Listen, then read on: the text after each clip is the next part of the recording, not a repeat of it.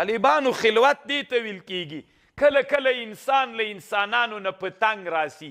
انسانانو نه لرې لاړ سي داسې یو جي ته لاړ سي چې هلته انسانان نه وي هلته خلوت وکړي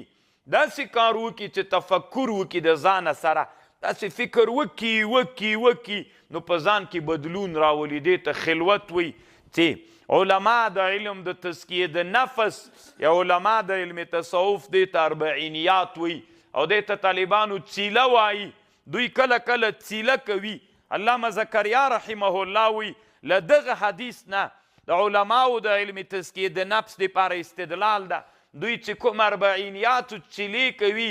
دا 40 ورځې تنا خلوتونه کوي د دې حدیث نه ورته استدلال ده او موسی علیه السلام هم بل دلیل یې دا ده دا 40 کې نو بیا څه راز ده راز یې دا ده چې موسی علیه السلام کوهي تور ته لاړه هغه هلته هم 40 ورځې او بل دا د طالبانو نطفه او علقه او مدغه هغه هم 40 ورځې پې تېرېږي پس 40 ورځو نه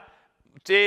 نطفه والا په علقې بدلیږي علقه په مدغې بدلیږي مدغه طالبانو نو 40 ورځو کې پایده دا ده الهي کمال دا ده چې انسان 40 ورځې خلوت وکړي انسان کې تغییر راځي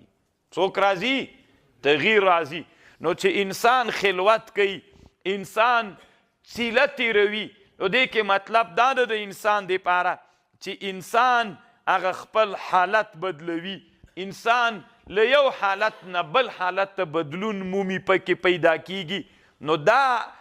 وکانه یخلو بغار حرا نبی علیه السلام به په غار حرا کې خلوت کو نو که یو څوک یو څه زمانه خلوت وکړي تفکر وکړي د انسانانو نه تنها سي دا بالکل طالبانو جایز ده دا حدیث ورته څوک د پکې دلیل ده